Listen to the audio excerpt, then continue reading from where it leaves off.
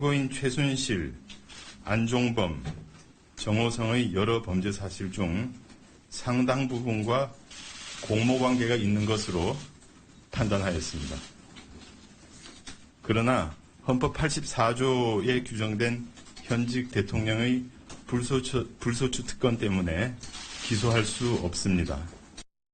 수사팀의 오늘 발표는 전혀 사실이 아니며 객관적인 증거는 무시한 채 상상과 추측을 거듭해서 지은 사상 누각일 뿐입니다.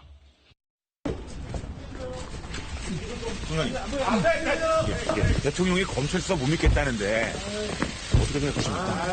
네. 한 말씀 해주시죠. 청와대는 검찰 수사 결과 발표에 대해서 상상과 추측으로 만든 결과물이다 이렇게 반발하고 있다는 말씀 여러분께 전해드렸는데요. 오늘 아침 조간신문들도 방송 뉴스들 여러분 보셨겠습니다마는 박근혜 대통령이 최순실 씨 국정농단 사건의 주범이다 아니면 공범이다. 주범이냐 공범이냐 표현만 달랐지 다들 공모했다라고 하는 내용은 똑같았습니다. 과연 이번 검찰 수사 결과 발표가 우리 헌정사상 처음으로 현직 대통령을 형사사건의 피의자로 만든 그런 검찰 수사 결과 발표였는데요. 김태현 변호사, 인관계 SBS 선임기자와 함께 검찰 수사 결과 발표 여러분께 간략하게 그리고 분명하게 정리를 좀 해드릴까 합니다. 먼저 임 기자. 네. 제가 조금 전에도 말씀을 드렸는데요. 김태현 변호사도 잠깐 박근혜 대통령 검찰 수사 결과 발표들을 하면은 주범입니까? 공범입니까? 실질적으로 모든 어떤 이런 최순실 게이트에 사실은 몸통이 대통령이라고 할 수 있습니다. 이제까지 알려진 것과 다르게 대통령의 모든 것을 사실 계획을 하고 지시를 하고 이런 사실들이 일단 검찰의 공소장에 밝혀져 있기 때문에요. 저는 주범이라고 생각하고 있습니다. 김태현 변호사는 주범이라고 생각하고요. 어제 공소장 보면은요. 사실상 피의자는 아닙니다. 그런데 공소장을 보면은 이게 공동정범이다. 일단은 이렇게 볼 수가 있는 게 공소장에는 제일 먼저 피고인들의 인적사항이 나옵니다. 거기에 보면은 최순실은, 안종범은, 정호성은 이렇게 나오면서 이어서 바로 대한민국 제18대 대통령 박근혜는 이렇게 나옵니다. 그러니까 사실상 공동정범으로 나오고 있고요. 공소장을 꼼꼼히 읽어보면은 사실상 주범이라고 볼 수가 있습니다. 왜 그러냐면 모든 사건에서 박근혜 대통령이 중심에 있습니다. 전체 공소장이 33페이지인데 그중에서 4페이지를 제한 29페이지에 박근혜 대통령이 등장을 하고요. 박 대통령과 공모하여라는 표현이 무려 9번이 등장합니다. 심지어는 최순실의 부탁을 받았을 뿐만 아니라 대통령이 주도적으로 나서서 청와대 참모들에게 지시를 내리고 이것을 세세하게 챙겨봤다 하는 내용까지 꼼꼼하게 나온 걸로 봐서는 이거는 말만 안 했지 사실상 주범이다 이렇게 적시한 거나 마찬가지라고 볼 수 있습니다. 제가 갑자기 드는 생각이요. 이런 어쨌든 현직 대통령이 헌정사상 처음으로 형사사건의 피의자로 입건이 됐는데 생각해보니까 대통령이 공모하여 근데 대통령이 주범이 아니라면은 그게 더 큰 문제인 것 같기도 하고. 뭐 그렇습니다. 예? 만약에 대통령 주범이 아니라고 하게 되면 최순실 같은 사람한테 대통령 완전히 또 놀아놨다. 뭐 이런 볼 수도 있지 않겠습니까? 그렇기 때문에 그것이 더 문제라는 뭐 앵커의 생각도 제 일리는 있지만 대통령의 권한이 그토록 막강한데 대통령이 또 공범이다. 주범 역할을 했다. 공범이 아니고 주범 역할을 했다라고 한다면은 그거야말로 또 국민들 더 속상하게 하는 일이 아닐까 싶기도 하고요. 어쨌든 주범이냐 공범이냐 둘 다 속상한 일입니다. 그거는. 네, 어제 공소장에는 검찰이 뭐 분명한 건 있습니다. 어제 공소장 그리고 수사 결과 발표는 검찰이 수사한 결과입니다. 법원에서 재판을 통해서 양쪽의 주장을 다 듣고 나서 내린 결론이 아니라 어느 일방의 주장입니다. 그래서 청와대도 그렇게 반발을 하고 나선 거고요. 그런데 어제 검찰의 공소장은 우리나라 최고의 수사기관이 수사를 해서 결론을 내린 거기 때문에 여러분께 좀 정리를 해서 전해드릴까 싶은데요. 먼저 김태현 변호사, 박근혜 대통령의 혐의 구체적으로 어떤 건지 좀 간략하게 정리해 주시죠. 이미 뭐 보도는 많이 됐으니까. 예, 일단 저 K재단 미르재단에 관련된 부분인데요. K재단 미르재단에 관련된 출연금 774억을 강제 모금했다. 저 부분은 대통령이 이게 재단을 만들어서 기업들로부터 돈을 걷어야 되겠다. 모든 것을 계획을 하고 안종범 전 수석에게 또 모금해라 이렇게 지시를 하고 최순실 씨에게는 이런 재단이 있으니 운영해라 이렇게 요청을 했다는 것이죠. 그러니까 저 재단의 몸통은 대통령이라고 본 것이고요. 그리고 현대차 그룹 두에 관련돼서 지인 회사의 납품 수주를 강요했다.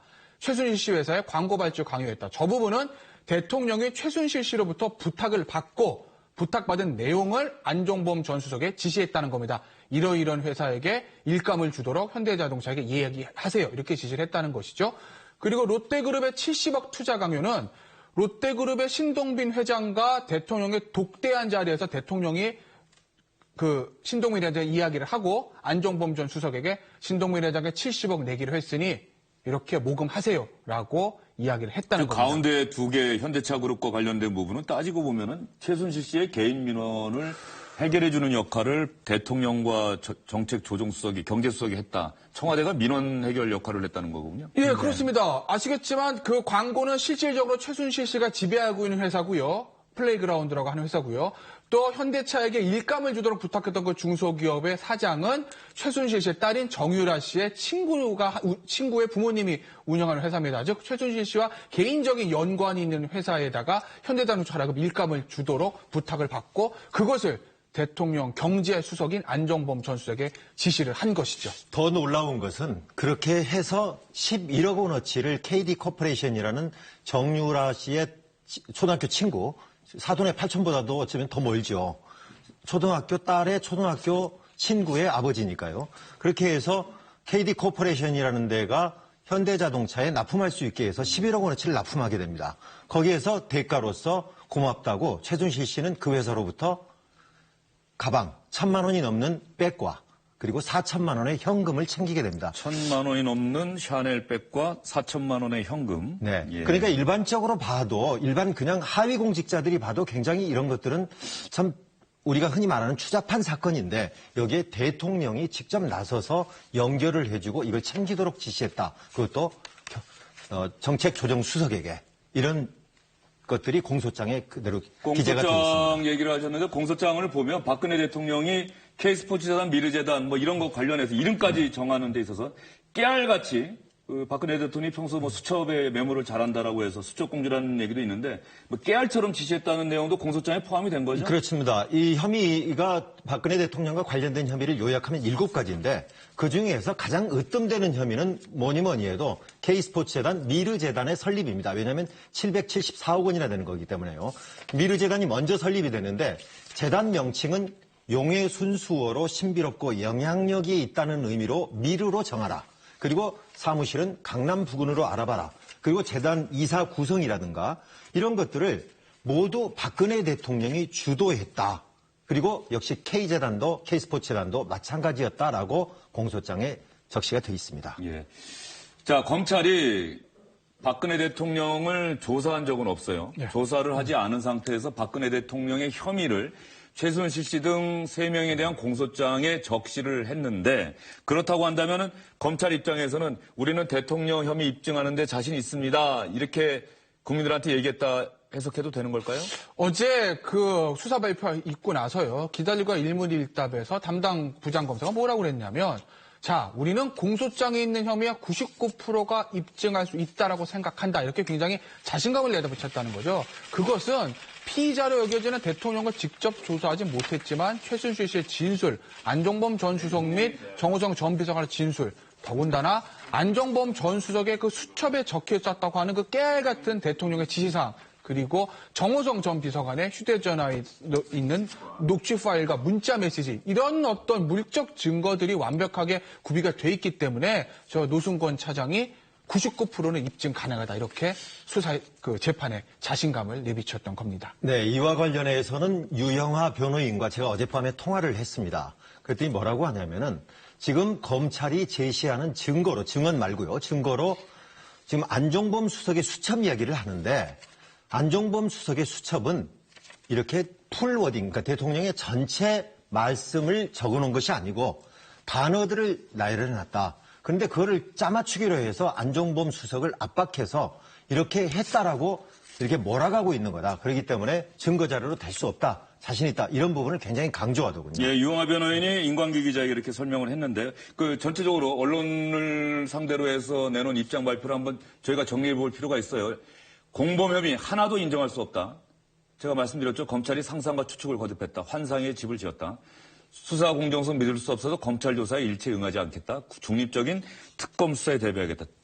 저는 저 대목이 참 눈에 들어와요. 검찰 조사 일체 응하지 않겠다. 중립적인 특검 수사에 대비하겠다. 검찰이나 청와대나 이런 얘기할 때 보면 서로가 한 달 전, 두 달 전만 생각해 보면 이런 얘기하기가 사실 쉽지 않은 그런 상황일 텐데 어쨌든 그건 넘어가고요. 또 하나 유영하 변호인이 한 얘기가 더 있죠.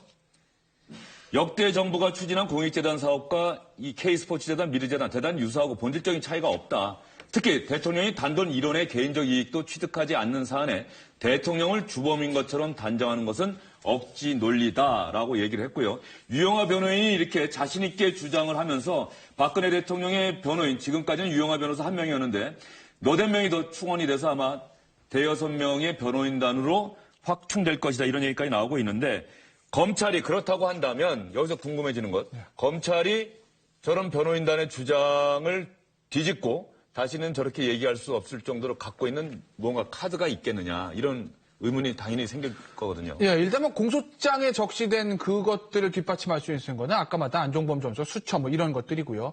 검찰이 어제 그런 얘기를 밝혔습니다. 일각에서 뇌물죄 얘기를 하고 있는데 그 부분에 대해서는 계속 수사를 하겠다. 특검이 발동할 때까지 우리는 계속 수사를 하겠다는 얘기를 했습니다. 결국 이제 마지막으로 검찰이 내밀 수 있는 카드는 재벌들에 대한 추가 수사 등을 통해서 어떤 재벌들의 그 대통령과 독대했던 재벌들의 진술이라든지 또는 그 당시에 독대하기 전에 안종범 전 수석이 재벌들에게 혹시 뭐 민원사항 없습니까? 라는 것을 요청을 해서 민원사항을 이메일로 받았다는 어떤 내용들이 이미 언론에 보도되지 않았습니까? 그런 것들을 가지고 과연 대통령과 재벌기업 총수들의 독대를 할 때 부정한 척당이 있지 않았겠느냐. 이 부분에 대해서 아마 검찰이 수사력을 집중을 시킬 것입니다. 최순실 씨 구속기한에 제한이 있었기 때문에 그 부분, 뇌물에 대해서는 아직 충분히 수사를 못했지만 이제는 최순실 씨를 구속기고하고 나서 아직은 시간의 여유가 있기 때문에 앞으로 한 달 또는 길게는 2달 정도까지 그 부분에 대한 수사를 집중할 것이고 결국 청와대의 고민은 그것을 어떻게 방어하느냐 여기에 집중될 수밖에 없을 겁니다. 뇌물 혐의, 제3자 뇌물죄인가요? 그게 검찰이 청와대를 압박할 수 있는 카드가 될 수 있겠죠? 그렇습니다. 왜냐하면은 지금 어제 발표한 게 중간 수사 결과 발표 또는 1차 수사 발표라고 한다는 것은 의미가 있습니다. 앞으로도 이제 2차 또는 최종 수사가 나올 수 있다는 이야기거든요. 그러니까 어제는 시일이 짧아서 뇌물죄라는 걸 못 집어넣었지만 이게 뇌물죄 또는 제3자 뇌물죄가 들어가느냐 들어가지 않느냐는 대단히 중요한 맥락이 됩니다.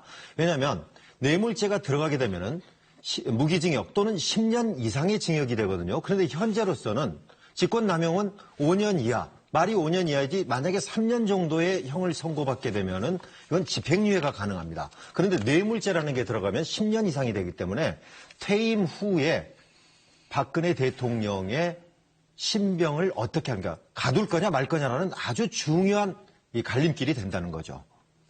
청와대가 중립적인 특검 얘기한 게 저는 조금 계속 기억에 남는데 만약에 야당이 추천한 2명의 특별검사 후보가 정치적 중립을 지킬 수 없는 사람이라고 한다면 특검 조사에도 응하지 않겠다는 뜻일까요? 글쎄요. 그렇게 볼 수도 있겠지만 그것까지 넘어가기는 굉장히 어려울 겁니다. 그런데 우리가 이제 상상해보건대는 2명을 올리면은 무조건 1명을 선택하게 돼 있습니다. 그런데 2명 다 거부권을 또 일단 행사할 수가 있단 말이에요. 그러면은 2명 다 마음에 들지 않는다. 다른 사람 해달라. 그렇게 되면 또 상당한 시간을 또 벌 수가 있는 거죠. 현재로서는 탄핵까지 가면은 앞서 말씀드렸던 대로 상당히 시간이 상당히 많이 소요가 되지 않습니까? 그렇다면 여기에서 또 그렇기 때문에 그대로 바로 받아들이지 않을 수도 있다. 이렇게 볼 수도 있겠습니다. 네, 지금까지 어제 검찰이 발표한 최순실 씨 국정농단 사건에 대한 수사 결과 내용을 중심으로 여러분께 간략하게 또 명료하게 전해드리려고 저희도 노력을 했습니다. 저희는 다음 주제로 넘어가도록 하겠습니다. 이건 어제부터 이미 여러 차례 얘기가 됐던 내용이기 때문에요. SBS가 지난 주말 8시 뉴스를 통해서 주목할 만한 뉴스를 하나 내보낸 게 있습니다. 바로 김정 전 문체부 차관이 수영 선수 박태환 선수를 만나서 올림픽에 나가지 말라고 압박, 사실은 협박을 했다는 사실 SBS가 지난 주말 단독으로 보도를 해드렸는데요. 오늘 오전 박태환 선수가 일본 도쿄에서 도쿄 특파원들과 만났습니다. 김정 전 차관으로부터 이런 협박을 받았던 게 맞느냐 이렇게 질문을 기자들이 했더니 박태환 선수 대답은 이랬습니다. 되게 수만 가지 생각을 되게 많이 했던 것 같아요. 긴장도 많이 돼 있었고 아무래도 너무 높으신 분이니까. 그래서 저는 사실 많은 말씀들을 하실 때 좀 뭐 무섭기도 했고 선수로서 앞으로의 감당할 수 있는 무게라든지 책임이라든지 그런 거에 대해서 좀 아무래도 무서움을 많이 느꼈었는데 사실 뭐 어떤 얘기가 오고 가고 뭐 그런 것보다 계속 그냥 사실 저는 많이 듣고만 있었던 거여서 네, 그랬었죠.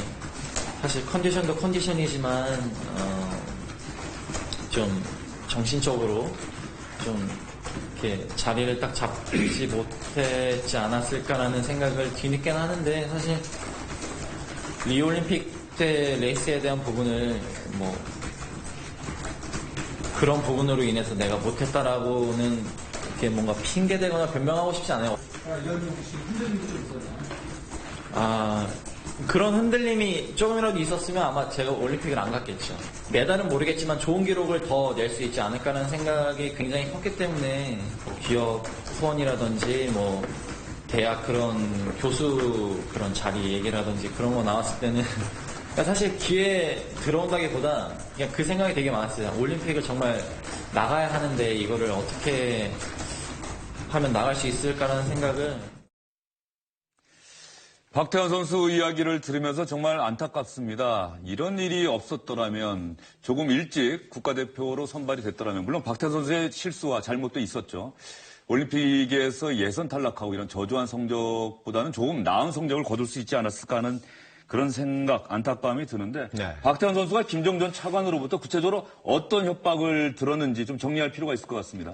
일시가 언제냐면요. 지난 5월 25일입니다. 그때는 뭐냐면은 리우 올림픽을 앞두고 박태환 선수가 약물 복용 때문에 도핑 테스트에 걸려가지고 이제 나가냐 못 나가냐 이게 사실은 국제 규격으로는 이제 1년 6개월이기 때문에 이제 지난 겁니다. 국제 규정으로는요. 근데 우리나라 규정에 아직 걸려 있다. 그래서 당시 차관이 불러서 박태환과 소속사 그리고 대한체육회 직원들을 불러서 같이 같은 자리에서 나가지 마라. 앞서 말씀드렸던 거로 금메달 따면 뭐하냐 너. 광고도 없고 또 중요한 나중에 당국대 교수 될 텐데 너 그거 우리가 당국대에다 이야기하면 너 그거 받아주겠냐. 이렇게 해서 사실상 나가지 말라고 종용했다 하는 내용이거든요. 근데 이게 어떻게 우리 SBS가 토요일 날 보도를 하기 시작했냐면은 그때 같은 자리에 있었던 박태환 소속사의 한 직원이 녹음을 했다고 합니다.